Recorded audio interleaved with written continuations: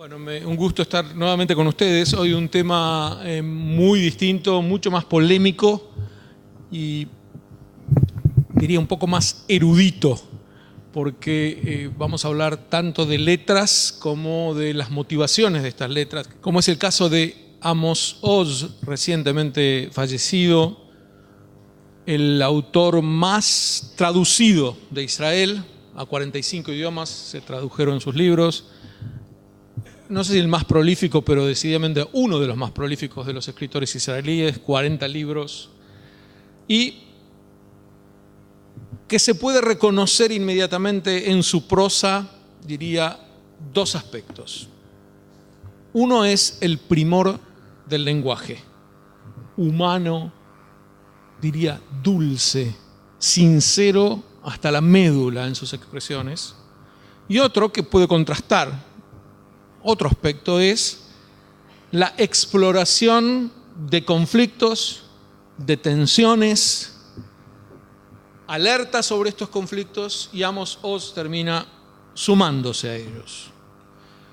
Y lo que también a quien quiere ver la obra de Amos Oz en su conjunto le resulta indispensable es que para entenderla uno tiene necesariamente que ahondar en su biografía. No siempre es así con los autores, en este caso es indispensable. Hablamos de una persona que nació en la Jerusalén de la época del mandato británico, hijo único de dos inmigrantes, de dos olim, que se conocieron uno con otra estudiando en la Universidad de Hebrea. Y aquí ya viene el primer paso. También se conocen en la Universidad de Hebrea los protagonistas de la novela que lo lanza al estrellato, Mijael Sheli, que fue traducida al castellano como Mi Miguel, muy fiel, 1968. Pero no solo es la presencia literaria de sus padres lo que aparece en sus textos, la presencia literaria de sus familiares, sino porque en general la obra de Amos Oz es una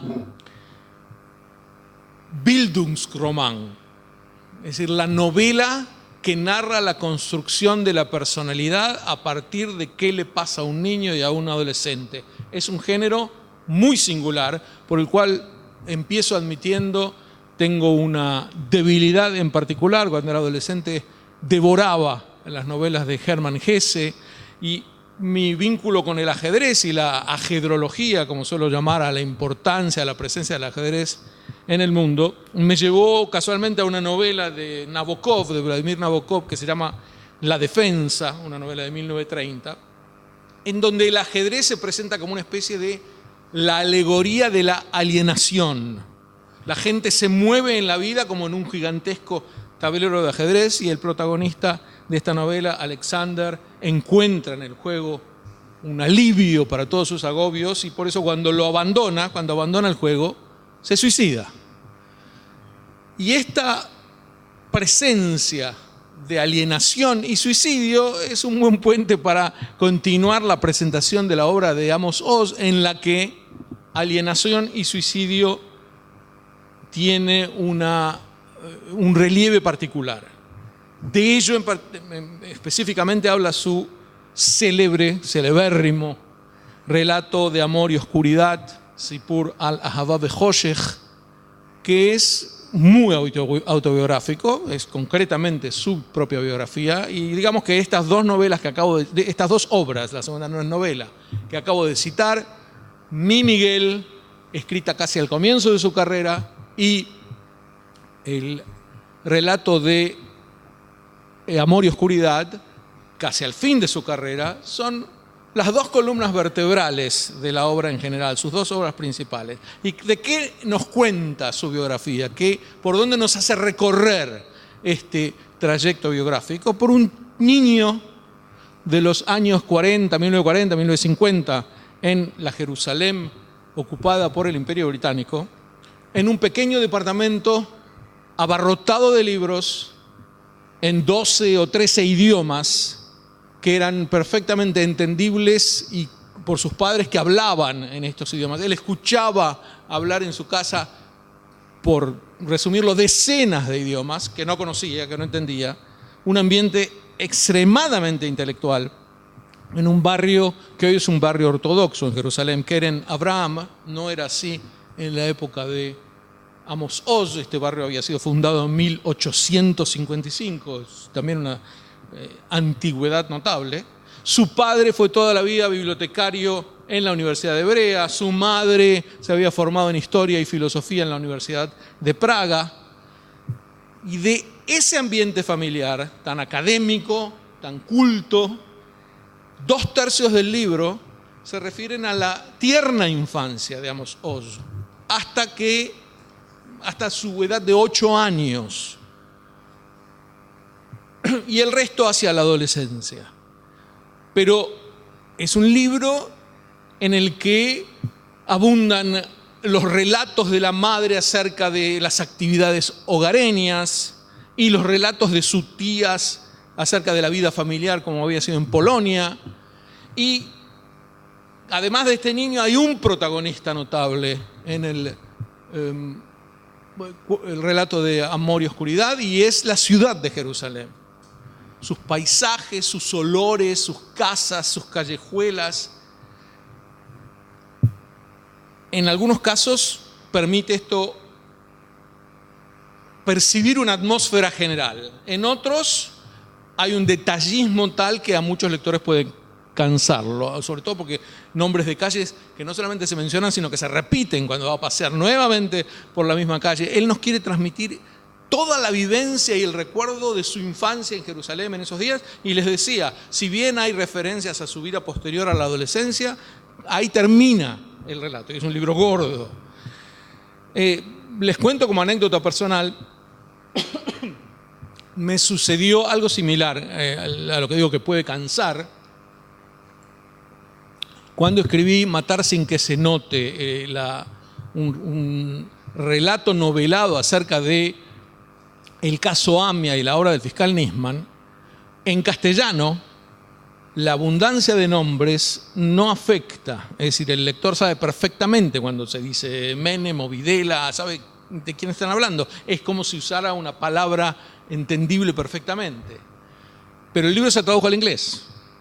Y mi editor no tuvo la sabiduría de mencionarme que al traducirlo al inglés habría que haber quitado las 2/3 partes de los nombres, porque el lector en inglés lo agobia absolutamente leer nombres de quienes no sabe de qué está hablando. Entonces, a quienes les guste escribir, tengan cuidado, hay que pensar en el lector, como hoy charlaba con mi amigo Alan.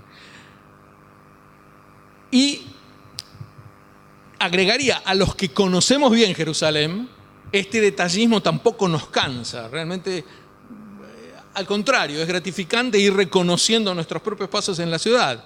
Mucho menos cuando habla una descripción vívida, una descripción que se transmite en cada renglón sobre la época en que Jerusalén en la Guerra de Independencia está sitiada. Los gritos callejeros que conocemos por películas, pero en la descripción de Oz se hacen más visibles todavía cuando en las Naciones Unidas en el 47 se decide la partición de la Palestina británica y la aprobación de que nazca un Estado judío, la algarabía general. Todo ello se filtra en su obra, junto y mezclado con la mala relación entre sus padres, con esta atmósfera excesivamente bibliófila que a un niño, por supuesto, le resulta inalcanzable, y el evento sísmico, el terremoto existencial del cual nadie podría haber escapado, y Oz tampoco, que es, cuando tiene 12 años, el suicidio de su madre, víctima de la depresión. No hay que ser un gran psicólogo avesado para entender que a los 12 años el suicidio de la madre genera unas culpas atroces, además de una angustia muy grande. Entonces es el momento en que Amos Klausner, todavía se llamaba, siendo un tierno adolescente, decide abandonar este hogar que lo abrumaba en su intelectualidad. Su padre, tan erudito, y sus amigos, los amigos de su padre, que era una erudición que ahogaba, y va a vivir a un kibutz, el kibutz Hulda, no lejos de Rehobot. Ahí deja a aquellos soñadores e intelectuales y académicos trágicos y se instala para trabajar, para convivir, para transformarse, para olvidar. Adopta el nombre de Oz en vez de Klausner. Oz quiere decir valentía. Y cuando se le pregunta por qué eligió ese nombre, la respuesta es: era lo que me faltaba. Vive más de 3 décadas en Hulda, en este kibutz. Ahí está enterrado. Ahí se casa, no casualmente, con la hija del bibliotecario del kibutz, Nili. Ahí tiene a sus 3 hijos. Con ella vive 58 años de casados hasta que deciden, porque uno de sus hijos padecía de asma, trasladarse por motivos climáticos a la ciudad de Arad, desértica, donde vive otros casi 30 años. Y en el año 2014 se mudan a Tel Aviv, donde muere de cáncer a los 79 años Amos Oz hace unos pocos meses. En el kibutz, que es la experiencia más formativa de su vida, salvo el sismo, cambia de su nombre, cambia de actividad, se hace literato. El kibutz apoya esta vocación y se va transformando lentamente en muy activo en la vida política de Israel. Pero nunca puede abandonar el terremoto. Este lo acompaña en ambos aspectos, tanto como literato como activo en la política, y voy a describirlo en por qué. Él dice en las primeras líneas de su novela, Menujá Nejoná, traducida habitualmente como Un descanso perfecto, de 1982, y así comienza: Ishkam beober mi makom le makom, un hombre se levanta y se traslada de lugar a lugar. Mashe hishir me'achorav, nishar me'achorav, umavit vegavó. Todo lo que dejó detrás de él cuando cambia de lugar a lugar, queda detrás de él, pero lo mira constantemente desde atrás, eso que dejó. Es decir, nunca deja de mirarnos desde atrás aquello que abandonamos y de lo que estamos huyendo.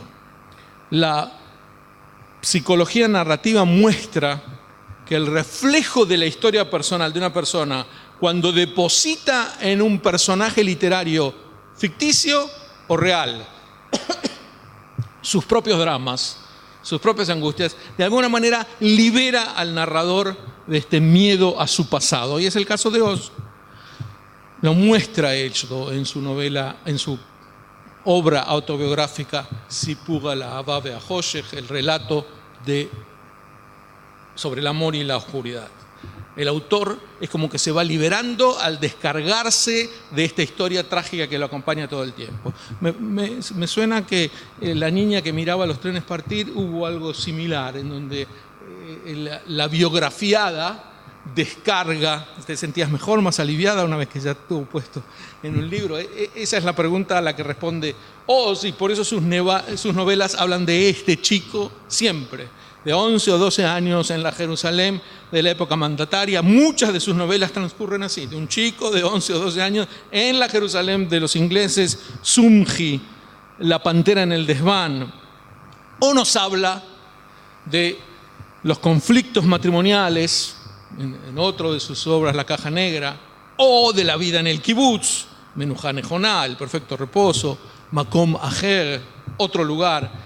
Cómo las reacciones opuestas de los muchachos que viven en el kibutz van generando un espíritu crítico de él mismo hacia la sociedad kibutziana. En realidad, Amos Oz genera una revolución en el universo kibutziano. Así lo describe Amnon Lord, mi periodista favorito en Israel, que recuerda de cuando él era adolescente, Amnon, y recibían en el kibutz a Amos Oz, que venía a dar conferencias. Todavía no tenía 30 años, y Lord dice, ya ahí nos dábamos cuenta de que era un protagonista cultural. Y para ponerlo en términos resumidos, diríamos que Amos Oz fue parte del paisaje cultural de Israel de un modo inevitable.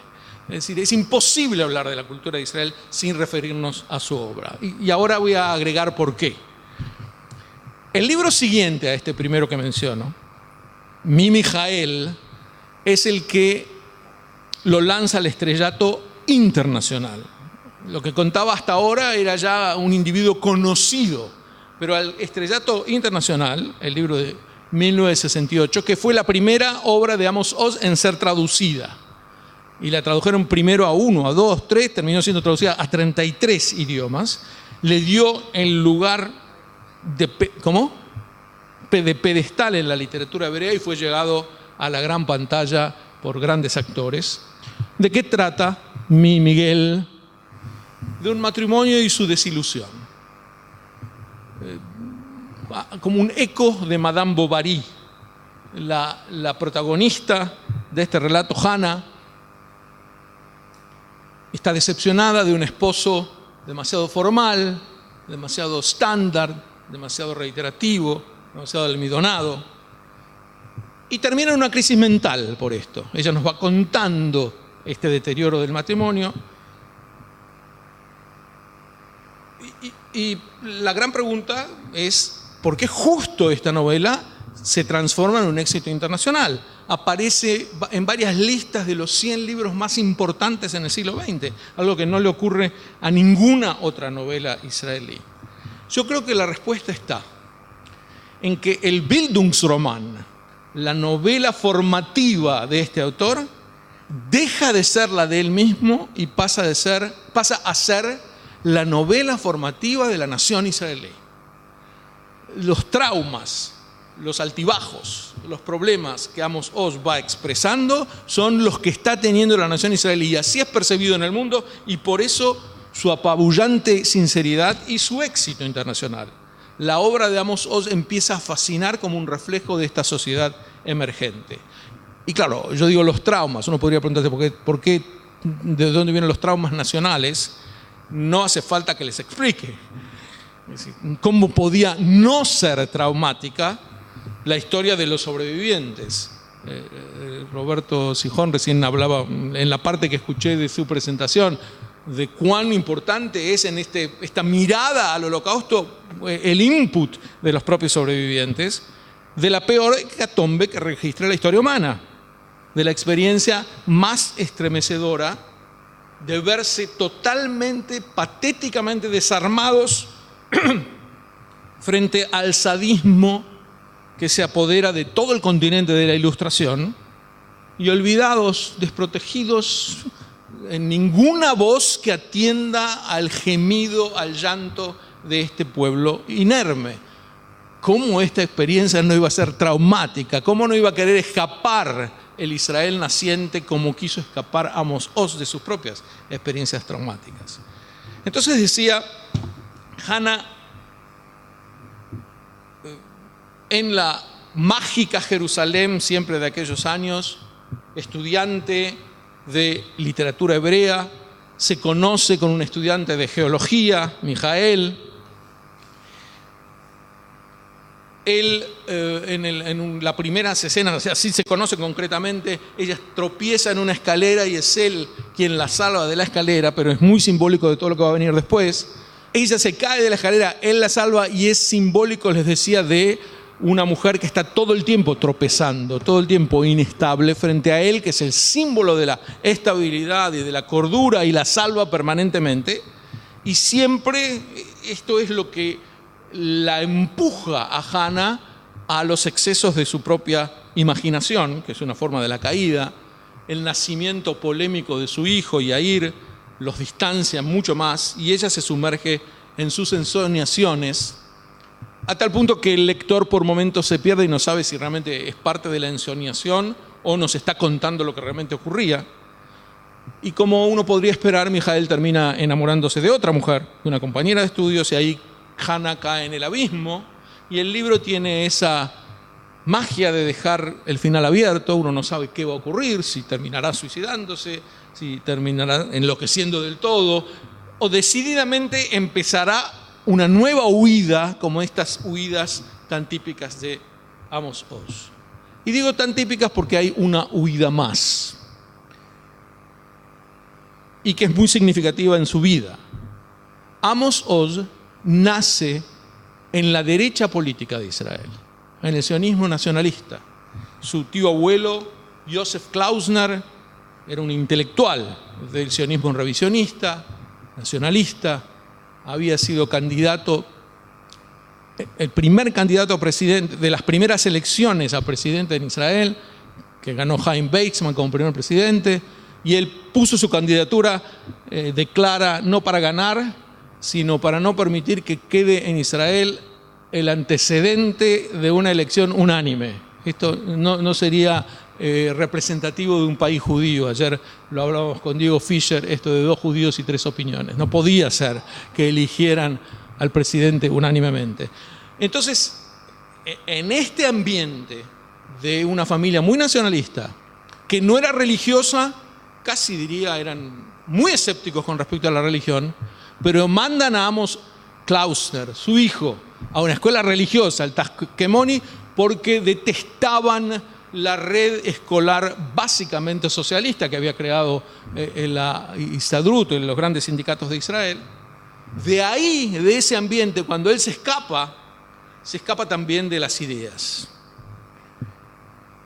que es una especie de escape de la realidad que le tocaba vivir, una realidad dura la de Israel de esa época. Aquí viene la parte polémica, por supuesto no tendrán que coincidir conmigo, pero nos seguiremos manteniendo respetuosamente. Yo siempre vi a la izquierda como una especie de escapismo de la realidad.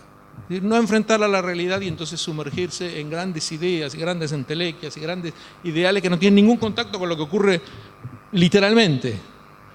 Amos Oz hace ese escape. Primero al laborismo sionista y luego ya en los años 90 da un paso más a la izquierda y se suma a lo que podríamos llamar la izquierda post-sionista, minoritaria, de un partido minoritario hoy en Israel, pero fundamentalmente del movimiento Paz Ahora, Shalom Achshav, autodenominado pacifista.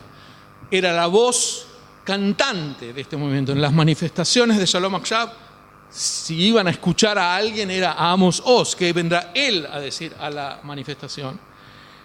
Y la motivación de esta huida, por una parte es su visión socialista o socialdemócrata, variaba un poco con el tiempo. Hoy en día cada vez más socialistas se redefinen como socialdemócratas, pero hay otra parte que es la parte específicamente nacional judía. Y Amos Oz, como le pasa a la izquierda en Israel, expresa una sobreidentificación con los árabes.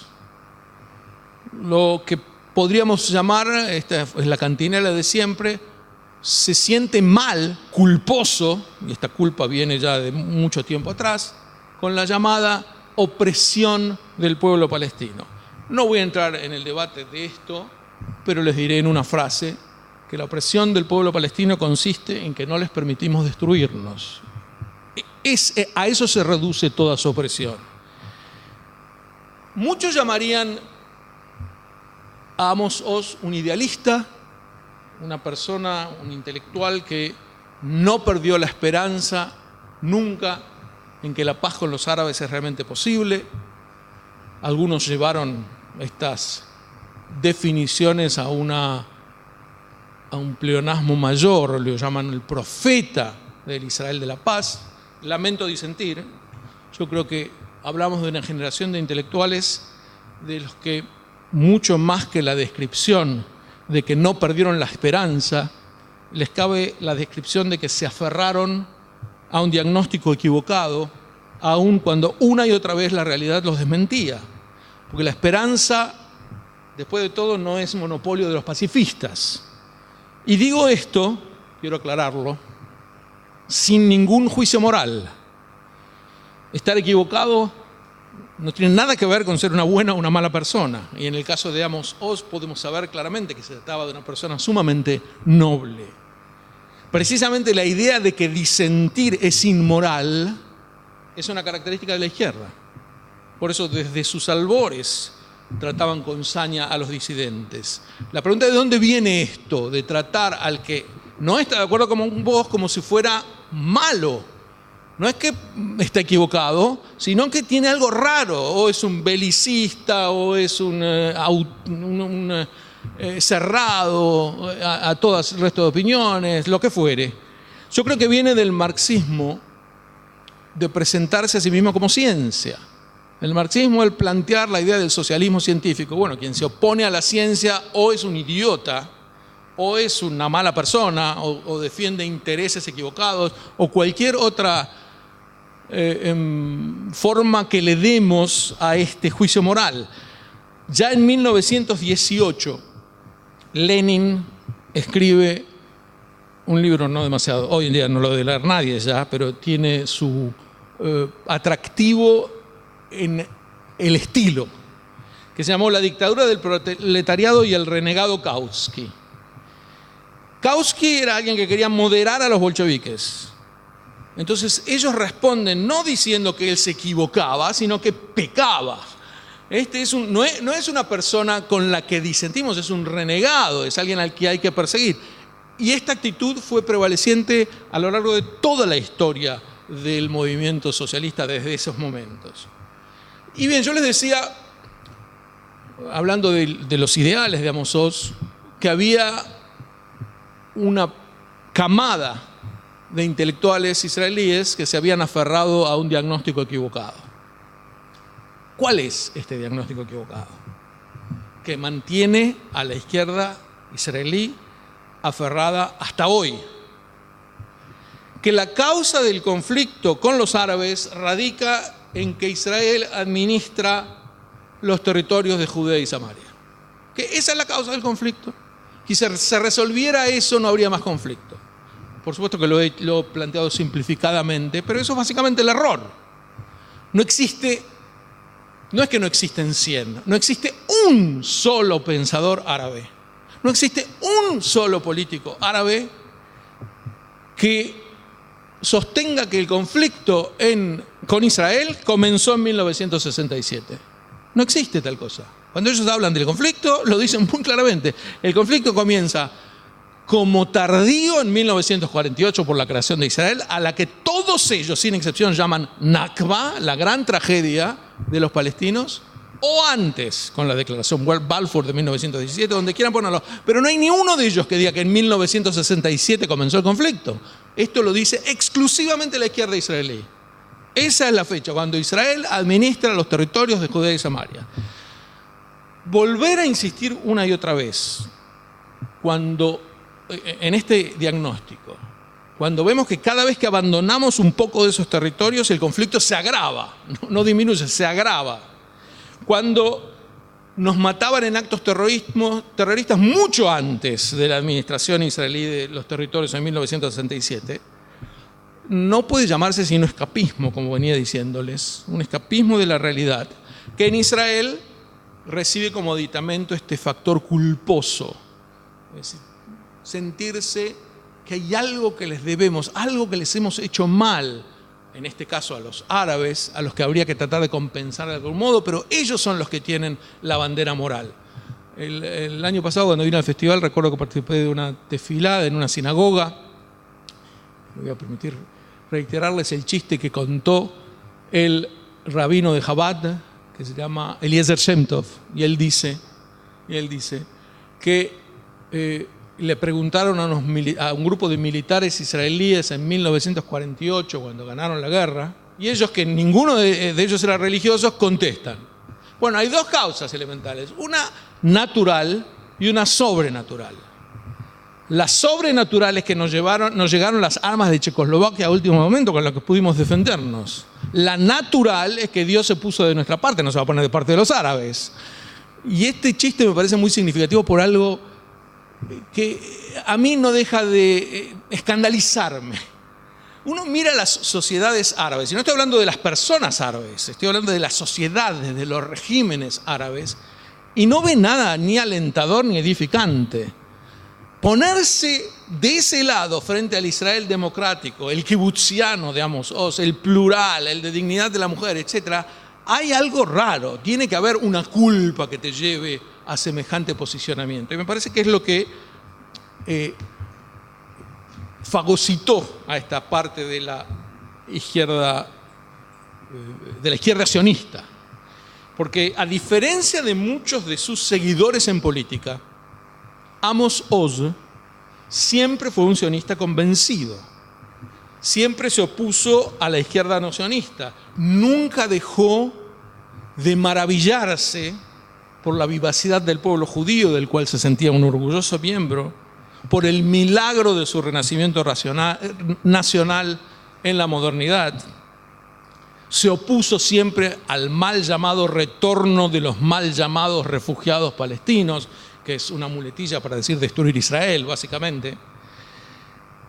Y en el exterior, a diferencia de su activismo político nítido en Israel, pero en el exterior siempre se presentaba como un sionista entusiasta. Les cuento al respecto lo que me parece la anécdota más representativa de él en el exterior. Durante la guerra en el Líbano, Amos Oz está en Suecia. Lo entrevistan en un canal central de televisión, con una audiencia altísima, y la periodista sueca, que no se privan de nada, como eran los periodistas suecos, le pregunta a boca de jarro: en estos días, ¿no se avergüenza usted de ser judío cuando hay tantos judíos que están matando? ¿Le gustó la pregunta? Amos Oz no titubea un segundo y responde: tengo novedades para usted. Israel no es un país cristiano y nunca va a serlo. Entiendo que les resulte difícil aceptarlo, pero no vamos a poner la otra mejilla.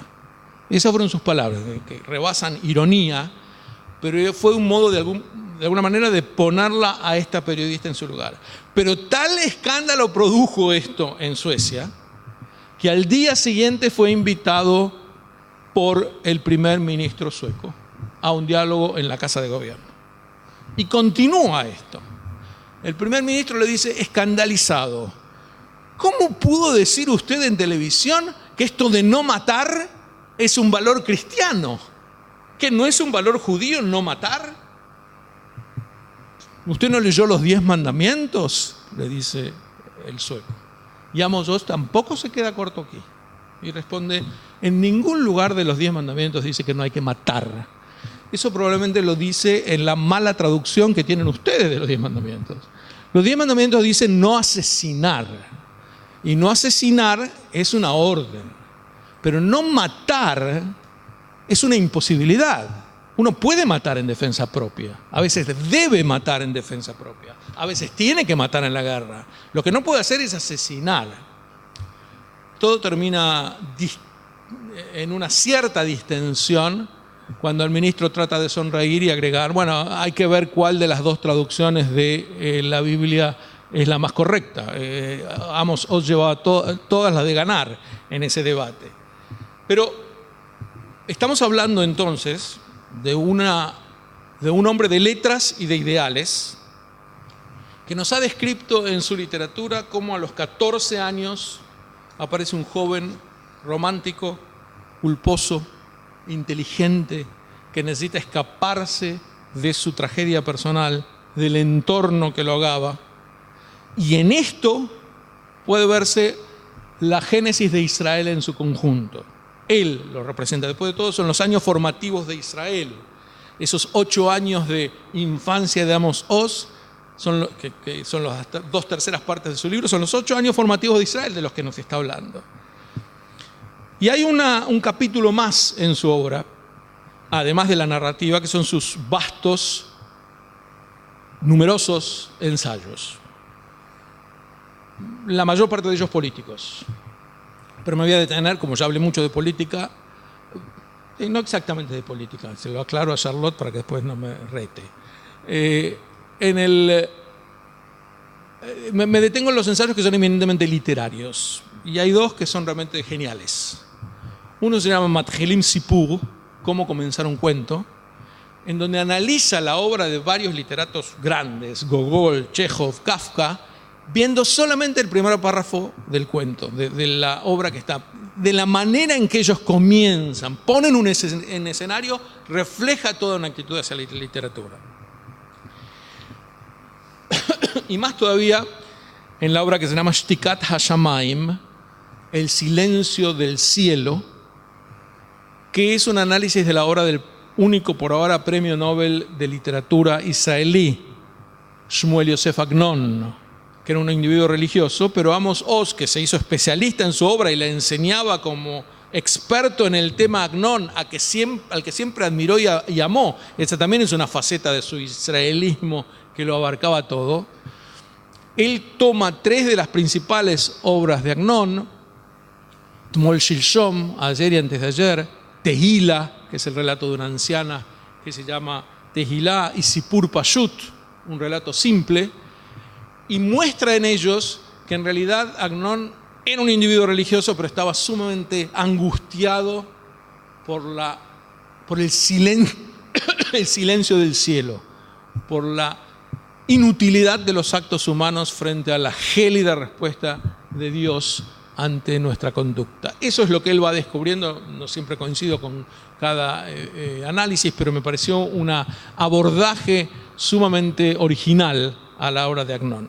Y menciono entre los ensayos uno más, este sí es político, que se llama Mimordot HaLevanon, de las pendientes del Líbano, que escribe Amos Oz sobre la guerra del Líbano, pero en él incluye muchas páginas acerca de la película Shoah de Claude Lanzmann.